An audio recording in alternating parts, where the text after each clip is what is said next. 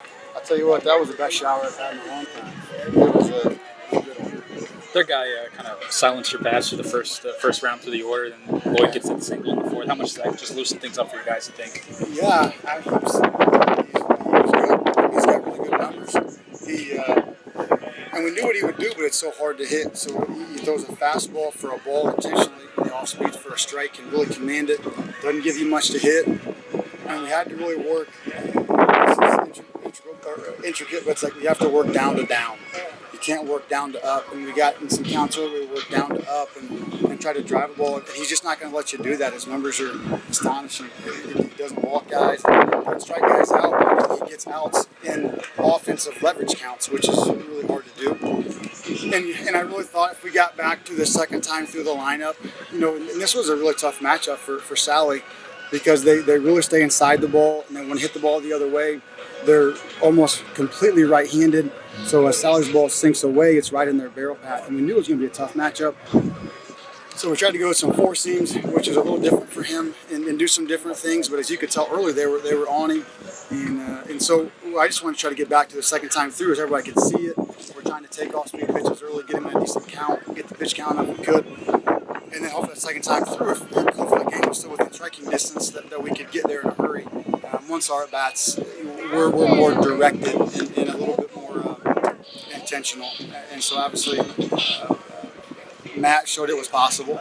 And then we kind of just one after the other. We had Justin Walker comes up again with a 2-out hit that really kind of just allows you to take a deep breath. And then Drew Ashley comes up with another 2-strike hit when they bring the righty in the stone hard, which is completely opposite of the soft guy. Give a guy 90-92 with the banger, and did a great job. And then we just kept adding. We just kept going. They're tough. I mean, their resiliency was really impressive all weekend. You never felt comfortable. And their little two-hole hitter, the shortstop, he's the best player in the country. I mean, he's the first overall pick. I'm not sure if he's draft eligible or not, but somebody ought to pay him $3 million and get him out of here.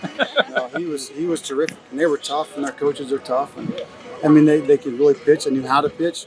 But again, you look at our at-bats today. 7 walks, only 3 strikeouts. Yes, sir. That's right. No, I told you we're trying. We're working on it. But when you can get a group to move in the same direction, and that's what we've started to do in the last 2 conference series. We kind of stubbed our toe against Louisville, did some goofy things, but when this group is really locked in and moving in the same direction as a unified approach, it's just where do you go? Like, where's the hole? Where's the giveaway at bat? You see Grant Richardson come off the bench for a hit, and even K. Bennell comes in late, hits the ball hard. If you can go 10, 11, 12 guys deep that are all following the same plan, it's just suffocating. And eventually, they can't catch all the line drives. They can't wiggle out all the jams. Someone's eventually going to clip one, and Cole Bar runs into one. And if you're going to play 3 offers on the fence, you're going to have to deal with us running the bases. You're going to have to deal with guys rushing singles into doubles and guys going 2 bases and trying to run a little bit and bunt a little bit. And there's always a way to attack a defense and where the weakness is at. You have to find it, and then you have to be humble enough to attack that. It may not always be the 3-1 fastball you're trying to hit 410 feet. So you have to be multifaceted. Sally was solid today, but what's it like to have the luxury of turning it over to a freshman to pitch the last 3 innings in a championship game like that? Yeah, and I really want to commend Gabe Bierman. Gabe lost his dad last week on Friday. What an incredible job by him! What incredible resiliency and toughness. And obviously, we've prayed really hard for Gabe, and he's a great player. And he comes in and just really settled things, right? And settled things. We were able to kind of tack a few more on. But when Gabe came in, that game was still within striking distance. There's not, that game was not over. The score is not indicative. And I didn't really even breathe a sigh of relief until a double play ball there in the 9th. But yeah, Gabe's transformation this year has been incredible. One of the better ones I've seen in my coaching career. And I'm just really proud of him and happy for him that he could go out there and finish that ball game and represent his family the way I know he meant to.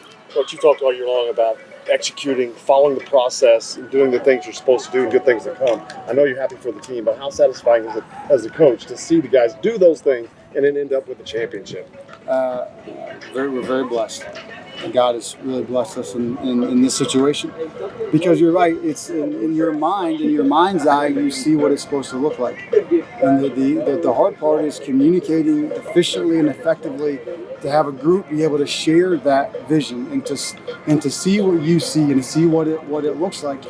And that's the difficult part, and that's what a leader has to be able to do. And I have to search myself, and our coaches have to search themselves to make sure they're communicating in a way that's relatable and understandable.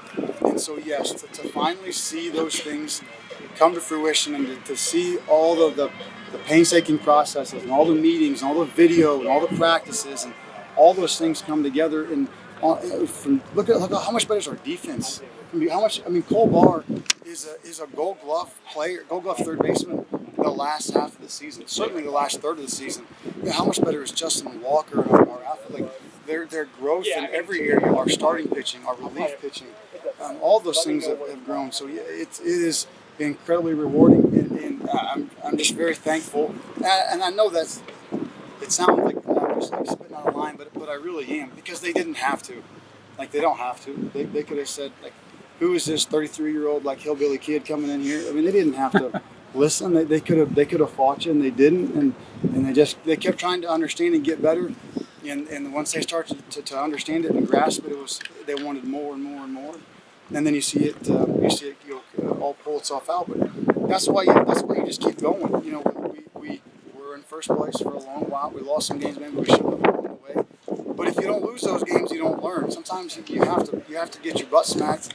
When you're a kid, you got to get your butt smacked to learn a lesson, and sometimes that has to happen for teams too. And so if you don't lose those games, do we learn? Do we understand what you have to be able to do? So you continue to bounce back, and then you go to Illinois, and the wind's blowing in 15 miles an hour, and they got some really good arms. We get beat 2 out of 3, and you meet up afterwards and you say, listen, fellas, like, it's a long way from done. It's a long way from done. We got a lot of ball games left to play, and so does everybody else. And they got to be able to handle the pressure.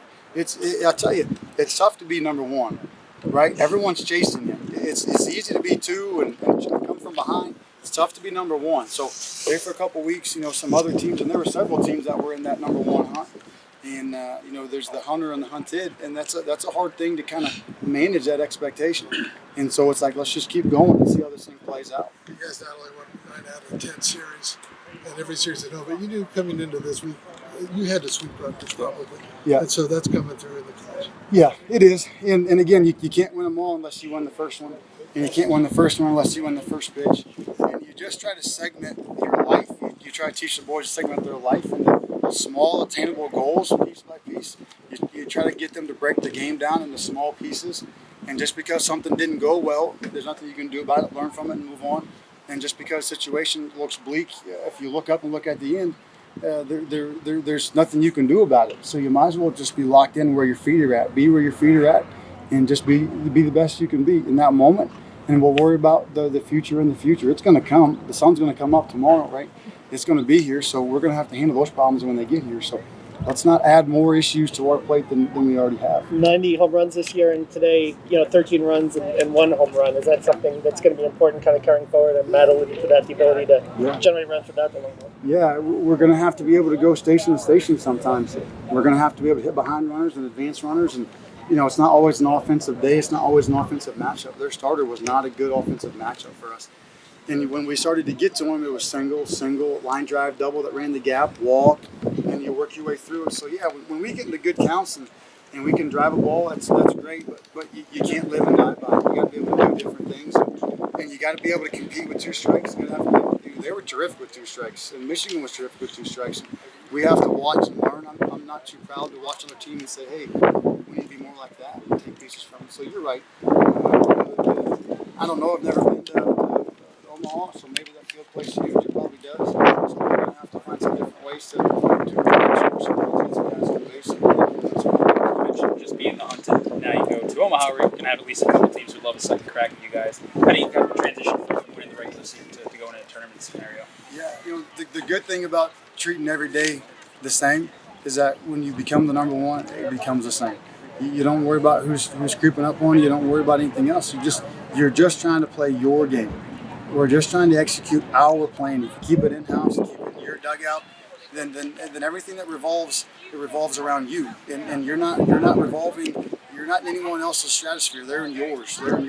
They're working around you, and they have to adjust to you. And when you do that, good things normally happen. Sometimes they don't. Sometimes they don't, and that's life. Like I said, the sun's going to come up tomorrow. Whether we win the Big Ten tournament or not, as long as we got to do things we're supposed to do, I'll sleep at night just fine, and our boys should too. You just do the best you can, and that's all anybody can ask of you, and that's all I ask of the boys. Cole Barr seems like a guy who's been really locked in lately. His approach has gotten better at the plate. He's been better with the glove, making some stellar plays out there. How important is he to this team when he's really locked in like he's been lately? Yeah, he's an absolutely pivotal piece. Hey, you think about it, Cole's a sophomore who didn't play much at all last year. So the last time that he got real at-bats consistently is as a senior in high school. So when those things happen, it's going to take a little bit of time and a lot of work and a lot of failure and a lot of stubbing your toe. And he's done that. He's gone through it, ups and downs. And the difference about being in a place like this is everybody sees it, right? It's on national television. And so everybody gets to kind of throw tomatoes at you and pick on you. And that's part of the deal. That's part of the deal. But Cole's handled it. He's been resilient. He's been tough. He's a good player. He's smart. He's been able to control and channel his emotions in a productive direction. He's really changed the direction of our season and raised our ceiling as a club much higher. And I've been very proud of him. But he's going to be an absolutely integral piece of the next season that we begin. Right? We finished one, and now you begin the next. And once you get to the Big Ten tournament, you'll begin the next, and you'll move your way through those one piece at a time. But he'll be pivotal for us. The sophomore legend. Is he really? What a monster! What a monster! He breaks his hamate. He was one of our better hitters in the fall. He was really good in the preseason. He breaks his hamate about a week before the season, and he said, "I can play through it." And I'm like, "You might just be tough enough to do it." And he goes out the first weekend, and he tries, and it's just not going to happen. So, has surgery, and if anybody's familiar with the hamate, I mean that's tough. I mean that's a tough deal.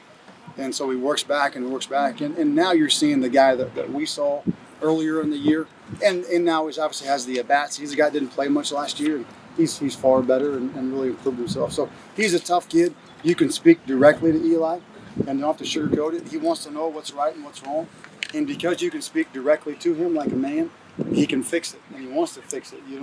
Well, I would never be hurtful, but you can be honest, right? You got to be honest and figure out where the holes are at and fix them. He's gotten a lot better. How important has this group of seniors been to the transition for you and your staff coming from Wright State over here, just as leaders in the clubhouse? Yeah, they've been terrifically important. They were involved in the interview process, and when I sat down with them and I asked them what they wanted, they said they want to win a Big Ten championship, they want to be coached, they want to be pushed. They want to maximize their abilities, and I said, fellas, that road's going to be tough to hoe. I mean, it's going to be hard. We got to change our diet. We got to change our lifestyle. We got to work on these things. And sometimes you ask for it, and you're not quite sure you're ready to receive it once it starts coming at you. But they've accepted it, and they've been supportive of it, and they've been really catalysts and have driven behind the scenes to help this club move in the right direction. They've been incredible. All of them have been terrific.